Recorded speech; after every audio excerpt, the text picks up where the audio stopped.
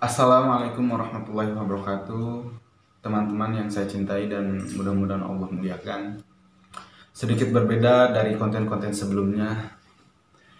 Kali ini kami menyajikan sebuah karya sastra di mana alhamdulillah kami sendiri yang menulisnya dengan ungkapan pribadi, dengan ungkapan relung hati. Kami hanya ingin terus berkarya, kami hanya ingin terus maju apapun caranya. Rasulullah pernah bersabda, manusia yang paling pintar itu adalah manusia yang paling berguna di muka bumi ini. Semoga tulisan-tulisan kami berguna, membekas di hati teman-teman dan menjadi penggugah giroh untuk menapaki langkah-langkah kita yang mungkin saya rasa berat, tapi kita harus lalui. Karena surga itu diperuntukkan untuk dia yang siap berdarah, dia yang siap terluka, dia yang siap ripuh. Maka terus bersemangat, pelihara iman, pelihara giroh. Karena tidak lain tidak bukan, itulah penyangga hidup kita agar kita selalu baik dan siap berbuat baik. Kami generasi, maka seorang generasi, pemuda generasi harus siap dicetak, harus siap dibentuk, diterpa. Semangatlah. Semoga karya jurnalis kita, karya tulisan kita, karya puisi dan saja kita menggugah semangat teman-teman untuk terus melanjutkan mimpi, melanjutkan hidup. Di list pertama ada Maisa Hasbi yang judulnya Ceritaku, Ceritamu. Mari kita dengarkan dengan sesama tulisannya Maisa Hasbi.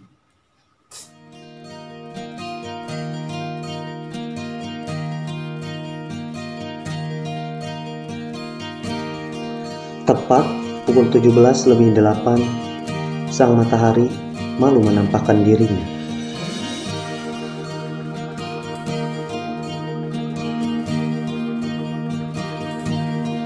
Awan hitam menyelimuti langit yang luasnya membentang.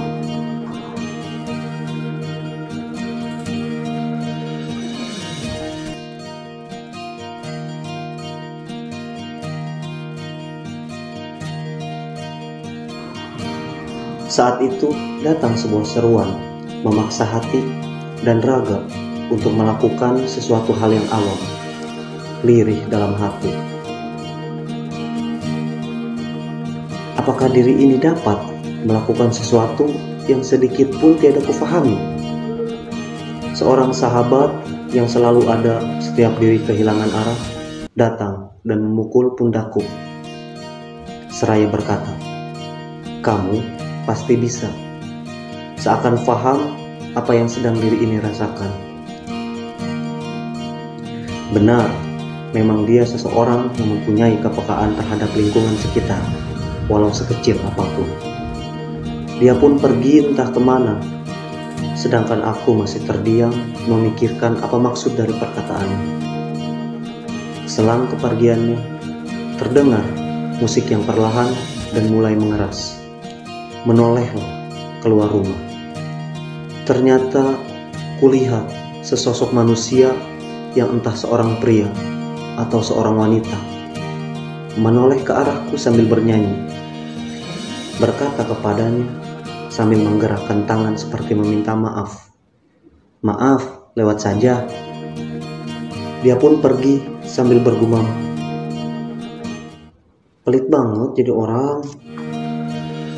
Pikirku, kok ada ya seseorang yang sudah ditakdirkan menjadi seorang pria, dia merubah dirinya menjadi seorang wanita. Apakah itu kemauan dirinya? Atau apa itu sebagai tuntutan kehidupan yang sedang ia jalani? Ataukah kehendak Sang Maha Kuasa? Tetapi jika itu kehendak Sang Kuasa, apakah zat sehebat Tuhan salah dalam memutuskan gender makhluknya?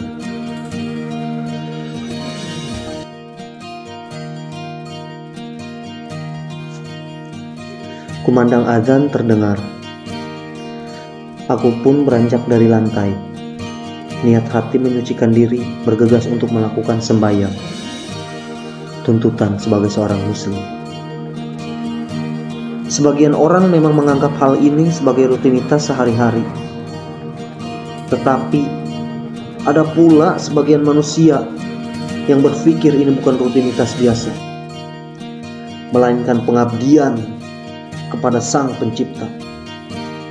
Mereka dengan senang dan tanpa berat hati melaksanakannya, dengan kehusyuan seakan yang berada di hadapan mereka ialah Sang Maha. Ternyata kejadian yang teralami masih terlintas dalam pikiran walaupun sedang menunaikan ibadah. Entahlah. Selepas sholat maghrib, imaji pikiran membukakan jalan kata-kata yang menjadi kalimat. Bukan yang maha memberi salah, tetapi si hamba yang mungkin tidak sepenuh hati menerima keberadaannya.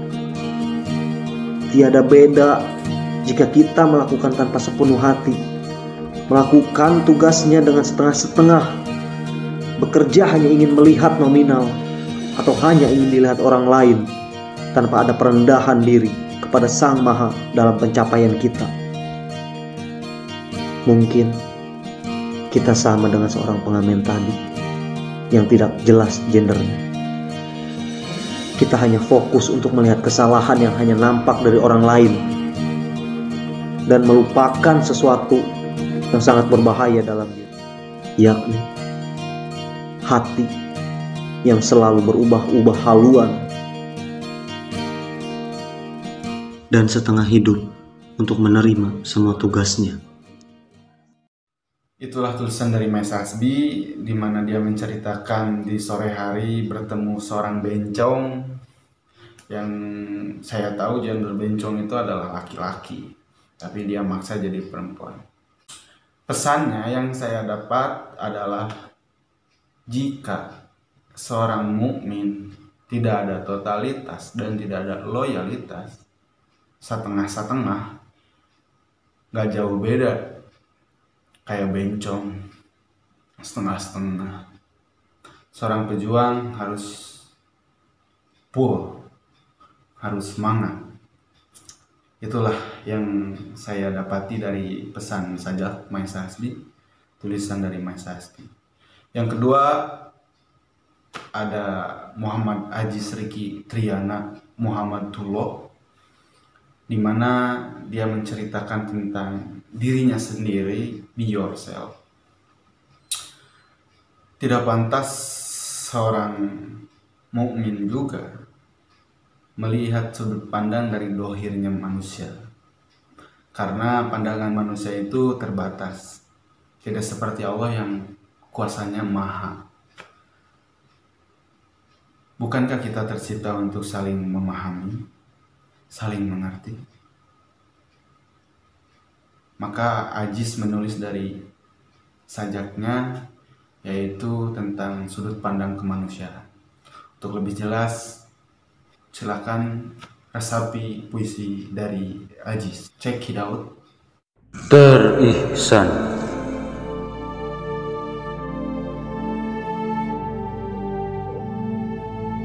Kita seringkali iri terhadap orang lain, yang mana menurut pandangan kita orang tersebut terlihat bahagia dan punya segalanya. Padahal kita tidak tahu bahwa seseorang tersebut merasakan kebahagiaan.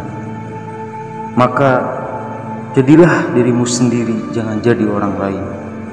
Karena belum tentu kamu bisa menjalani hidup seperti orang lain. Begitupun halnya orang lain belum tentu bisa menjalani kehidupanmu. Oleh karena itu, syukurilah apa yang kita punya dan tidak membanding-bandingkan dengan orang lain. Maka berhati-hatilah dengan pandangan, karena pandanganmu adalah penglihatan yang setiap detiknya dapat berkedip, bergerak, dan berubah, yang artinya akan berbeda satu sama sisi lainnya. sedangkan pandangan Allah mampu menembus apapun, dimanapun dan kapanpun, dan tidak terhalang oleh ruang dan waktu. Oleh karenanya, kita sebagai insan yang lemah tidak bisa langsung memvonis kepada seseorang yang menurut kita kelihatannya jelek. Belum tentu seseorang tersebut jelek di hadapan semesta, dan bisa jadi sempurna di hadapannya. Be yourself. Nah, itu tadi puisi dari Ajis dengan penuh semangat.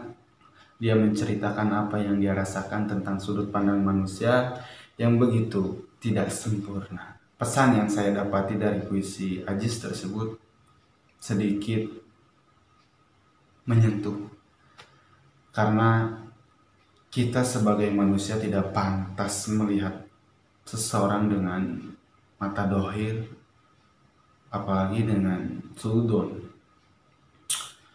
Karena hakikatnya kita dilahirkan bukan untuk menilai seseorang, dan kita dilahirkan tidak diperuntukkan untuk menghibur seseorang.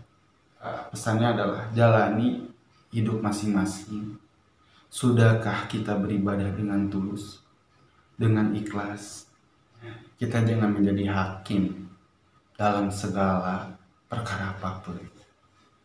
Serahkan saja pada Allah, yang mana Dialah yang pantas menghakimi segala perkara yang ada pada kita. Itulah pesan dari Ajis yang saya dapati. Terserah teman-teman, terserah kawan-kawan, apa saja pesan yang Ajis sampaikan, dan mudah-mudahan itu positif untuk teman-teman. Yang ketiga ada Mang Alek.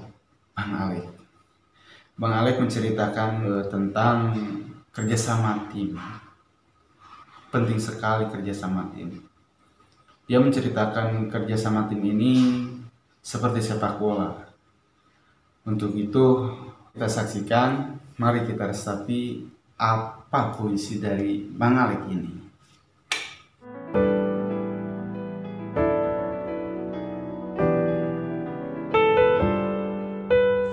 Agama ini, sesungguhnya agama Islam itu ya'lu wa la yu'la alaih, mulia tinggi, tiada aturan yang lebih tinggi daripadanya. Akan tetapi agama ini tidak akan tinggi bila tidak ada kekuatan. Maka harus dibentuk komponen-komponen yang dapat memperkuatnya. Layaknya sebuah tim sepak bola membutuhkan komponen-komponen seperti kiper, bek, gelandang, penyerang, pelatih, manajer. Merekalah yang memperkuat sebuah tim sepak bola. Begitupun agama ini terlemahkan oleh inginnya diri yang ingin terjunjung. Maka komponen-komponen yang dapat memperkuat agama ini diantaranya berjamaah, bersatu, solidaritas, satu tujuan menegakkan kalimatillah, ketaatan kepada pemimpin, loyalitas dan totalitas terhadap Allah dan Rasul, pengorbanan harta dan jiwa. Bila satu saja tidak ada, bagaimana akan kuat? Semua komponen mempunyai fungsi dan tugas yang sangat penting bagi kuatnya agama ini. Maka perjuangkanlah. Allahu Akbar. Itulah puisi dari Mang Alek, di mana dia sangat bersemangat sekali, berapi-api sekali. Mudah-mudahan Allah terus melindungi kita untuk selalu terus berkarya, berkreatif, dan berguna di muka bumi ini. Karena saya masih percaya dan yakin kita lahir ke dunia ini pasti dengan penuh guna. Yang keempat ada Mang Asep, di mana Mang Asep ini adalah kakak pertama kita, paling tua dan paling tampan. Untuk itu kita langsung saja resapi kembali puisi-puisi tulisan dari kakak Asep ini.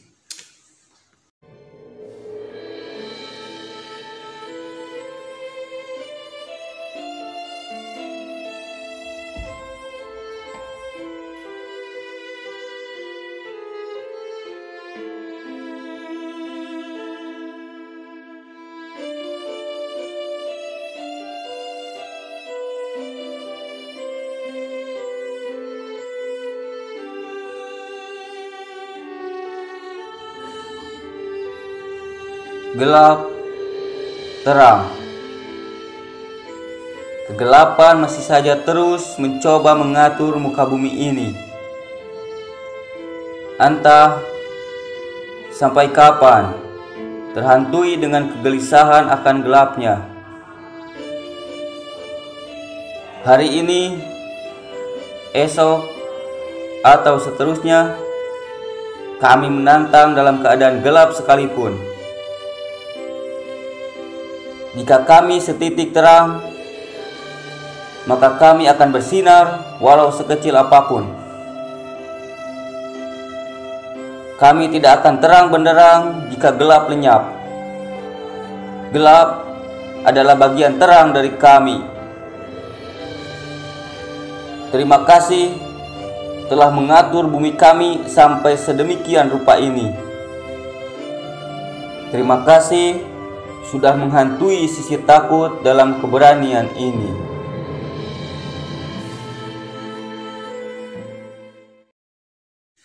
Itu tadi puisi dari Mang Asep. Puisinya sangat perlu pemikiran, perlu pembukaan, perlu dibuka kembali, karena filosofi perasaan Mang Asep tentang dunia ini direalisasikan di tulisan tersebut. Yang saya dapati dari pesan puisi tersebut adalah keberanian untuk menghadapi kegelapan apapun. Kita harus menjadi cahaya sekecil apapun, semampu kita bersinar. Nah, di list kelima ada Baqo Hidayatullah, dijuduli dengan sebuah perjalanan. Mari kita saksikan sebuah sastra dari Om Baqo ini, dan mudah-mudahan menjadi pembuka juga untuk teman-teman. Check it out.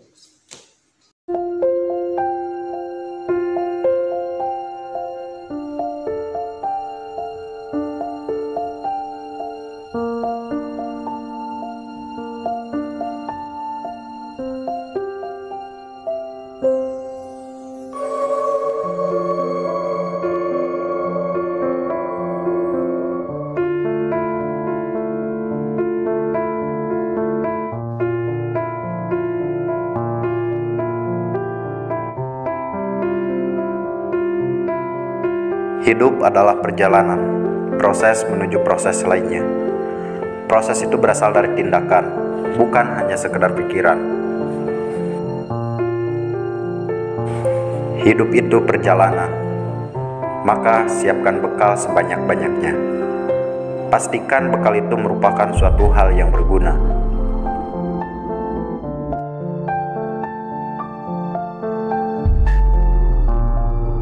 Pastinya, sebuah perjalanan akan ada rintangan yang berupa ujian-ujian. Tidak sedikit orang yang akan membenci, menggunjingmu. Tapi ingat, direndahkan tidak akan menjadi sampah. Begitupun sebaliknya.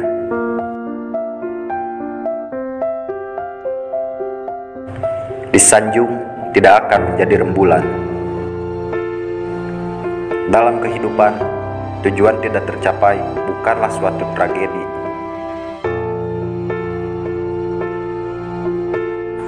Yang jadi tragedi adalah tidak mempunyai tujuan untuk dicapai.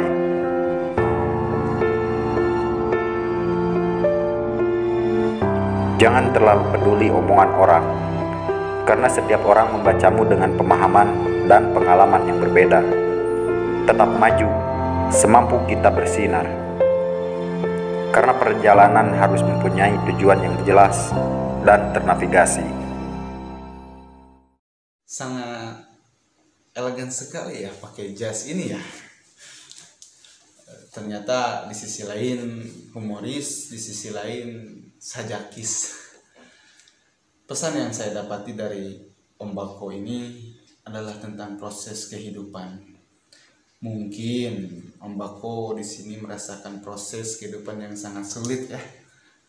Jadi sampai menjadi karya tulisan. Karena seorang sastrawan itu sangat peka, perasa, Maka teman-teman awas kalau nyakiti hati seorang penulis itu ntar jadi abadi di karya tulisannya. Jangan ya. Pesan yang saya dapati dari Hombako ini adalah sebuah proses perjalanan, dimana saya pun sama menjalani sebuah proses kehidupan. Saya bertapakur dari sebuah kepompong yang tadinya ulat. Dia sedang menjadi ulat, datang ke rumah, kemungkinan kecil untuk hidup karena pasti dijejak sendal, ditakol wae kunaon. Tapi ketika si ulat itu bermetamorfosis, siklus alam menjadi kepompong dan menjadi kupu-kupu. Ketika jadi kupu-kupu, dia itu singgah ke rumah siapapun, tidak dibunuh, tidak seperti ulat. Maka yang saya dapati dari kalimat tulisan Hombako ini adalah sebuah proses kehidupan di mana kalian bakal datang sebuah kelakuan, sebuah sifat perilaku yang pi tayeun, pi katehayangeun, pi ateuleun, pi geuleuheun batur, pi kasudieun batur. Tapi percaya suatu saat nanti kalian sudah mekar dari kepompong itu, kalian akan terbang indah menjadi sebuah kupu-kupu atau menjadi pengindah sebuah taman. Ya, ada Entri Saifuddin, dimana Entri ini pujangga juga. Dia nulis sebuah karya baik, cukup bagus. Untuk itu teman-teman penasaran, maka kita langsung saja check it out.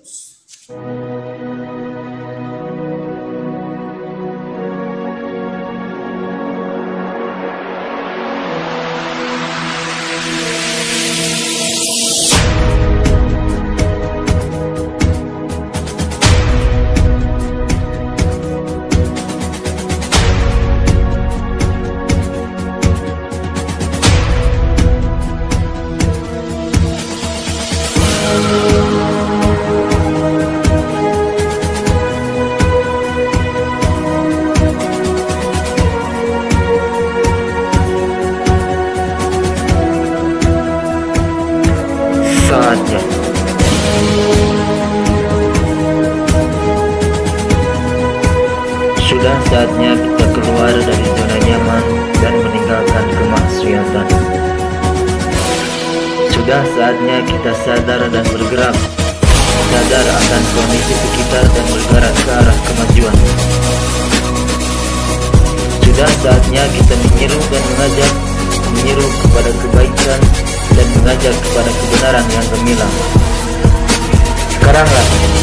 Sekaranglah saatnya kita sadar akan keyakinan, sadar akan posisi, sadar bahwa ada yang selalu mengawasimu.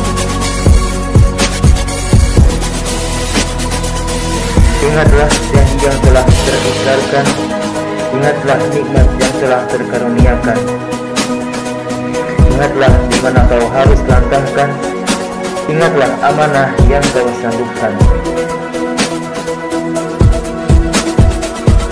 Inilah saatnya kau sadar, ataukah harus dengan murkanya lantas kau tersadar?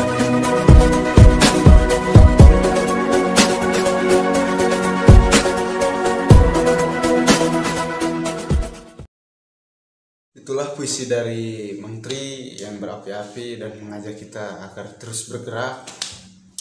Kita harus lebih sadar siapa kita, di mana kita, akan kemana kita. Lebih ke Marifatul Insan, di mana ada sebuah filosofi wayang yang menyebutkan dalam bahasa Sunda, moal apal Allahna lamun can apal jati dirina.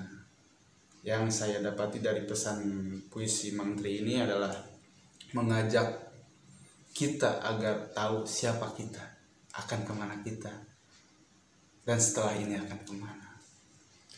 Oke, tidak akan panjang lebar.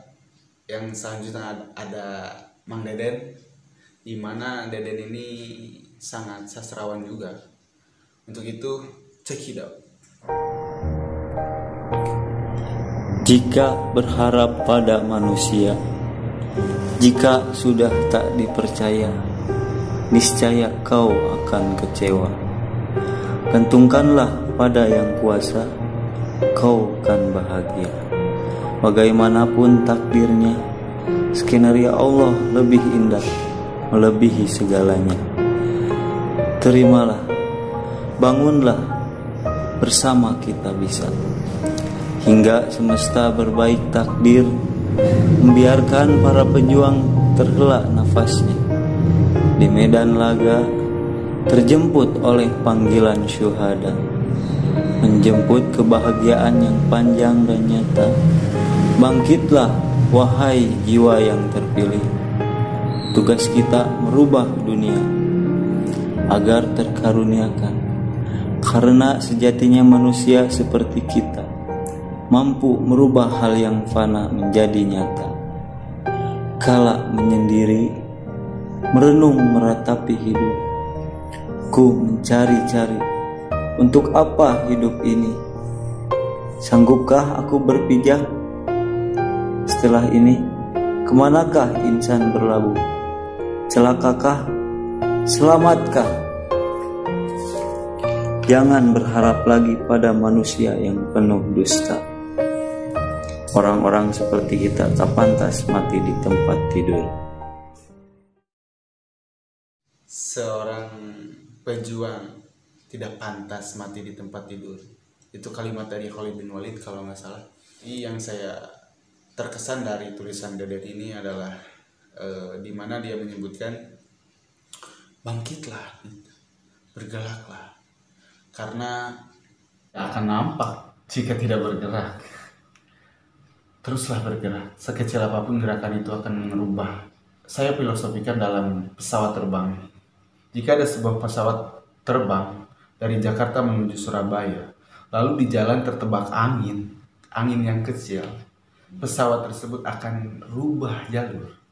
Pesannya adalah bergerak, karena pergerakan sekecil apapun akan merubah jalan hidup kita.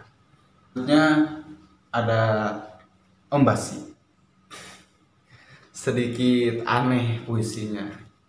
Kalau menurut saya kayak pembawa acara banjir, tapi untuk itu kita hargai saja.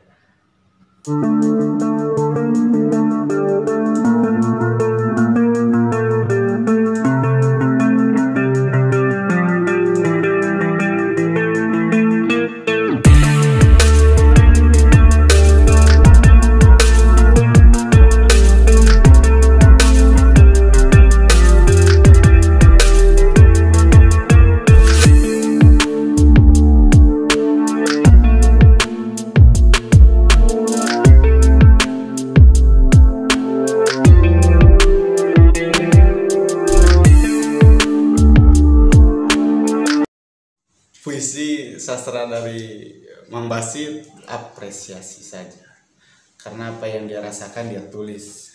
Nah itu tadi puisi dari Mang Basi, pesannya cukup indah karena linear, variabel tertentu katanya. Jadi seorang mukmin bisa terrealisasi kemukminannya, kemuslimannya, dan bisa menjadi sukses menjadi orang mukmin, ya tadi seperti kata Mang Basi, yaitu menjadi seseorang mukmin yang totalitas, yang bekerja keras di panduan Quran dan hadis gitu. Bagus sekali Mang Basi. Nah, yang selanjutnya ada Aldi, Bambang, Dismana, Sedul, Bako, Deden, Basit, Hasbi, Renjas, Mang Asep, Sadi, Ajis. Itu nama dari Aldi. Resapi, Cekido. Perjuangan. Jika bumi ini kokoh karena gunung dan bangunan kokoh karena tiang, maka jiwa ini harus kokoh karena keyakinan terhadap yang hak. Pertahankanlah.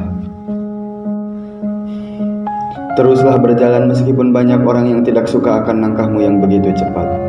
Ulurkanlah tangan kananmu semampu mungkin dan biarkanlah tangan kirimu menahan apa yang harus dia pertahankan.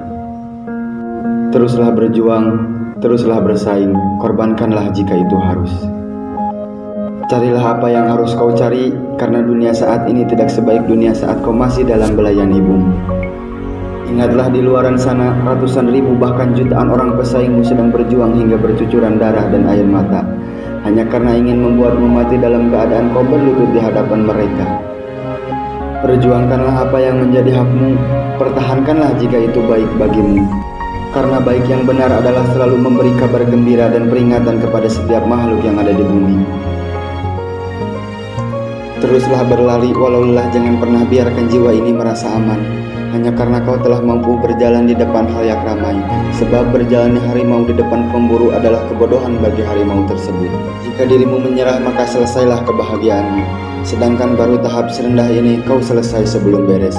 Bereskanlah sampai akhir, tabahlah sampai akhir.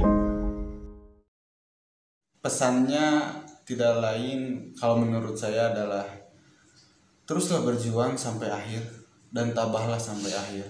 Seperti kalau dalam bahasa Quran itu sholatlah dan sabarlah. Karena sebuah perjuangan itu perlu pengorbanan. Maka teruslah sholat dan sabar. Kuncinya sholat dan sabar.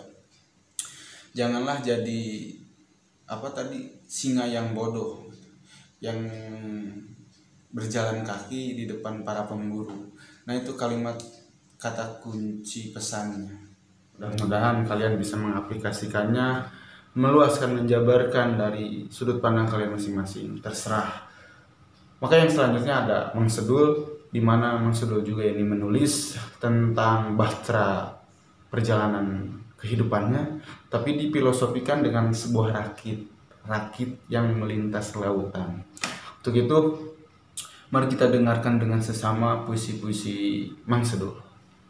Membiarkan cinta terhempas di titik taat, mengarungi rasa suka ataupun tidak suka, melampaui batas cinta dan mengikir kebencian. Badai hikmah yang sejati tidak selalu terungkap di awal pagi. Seringkali batu-batu karang merabunkan kesan sesaat. Seringkali kabut hitam di laut mengaburkan arah jalan kebahagiaan. Fata Morgana. Jika kita hanya sebuah rakit bambu yang melaut di samudra luas, maka berlayarlah dengan matarah angin. Jika itu sulit, tetaplah berlayar meski angin hanya bertiup kecil. Biarkan angin kelelahan bertiup mengombang-ambingkan. Semua itu tak akan mampu menggoyahkan kita melaut.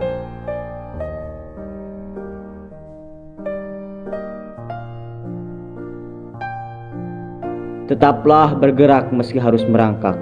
Jangan pernah sekalipun berbalik arah atau berhenti. Yakinlah, di jalan cintanya semesta tahu tentang kita. Cerita para pejuang.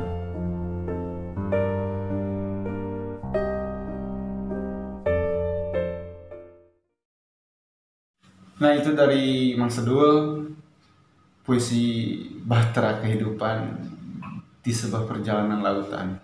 Celupkanlah sebuah jari dan diperlihatkanlah air yang jatuh ke bawah. Maka air itu sedikit. Rasulullah langsung bersabda, itulah nikmat duniawi dan nikmat akhirat adalah luasnya lautan.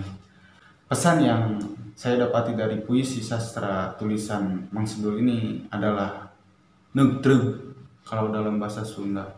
Kalau dalam bahasa Indonesia maju teruslah gitu, neugtrug. Kumaha carana orang kudu maju, kudu nepi gitu. Neugtrug, dina kabenaran kudu neugtrug.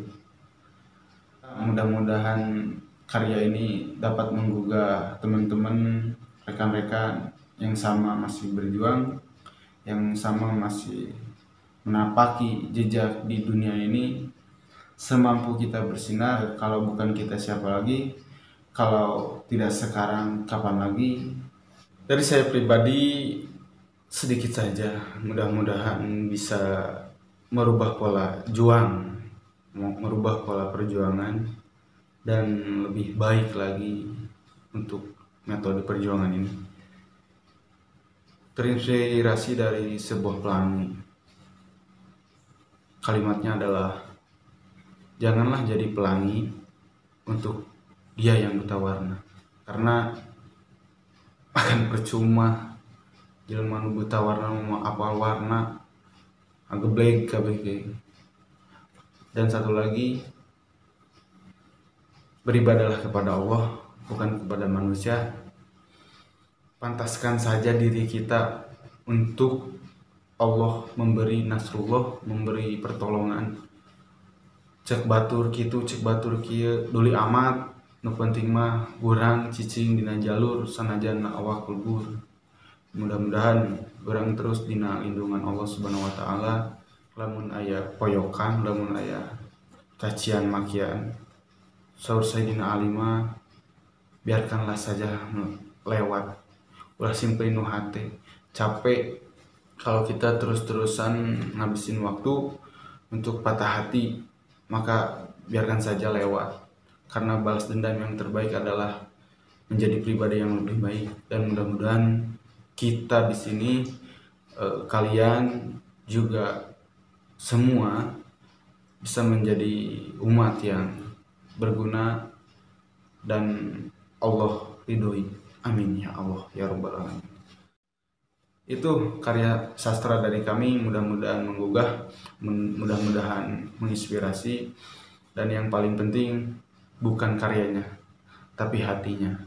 Apapun karyanya, jika dilihat oleh pandangan yang ngewa, mau jadi karya nu tadina alus, saya mah bari bakal gitu, maka teruslah berkarya. Ken senahara kiring kena.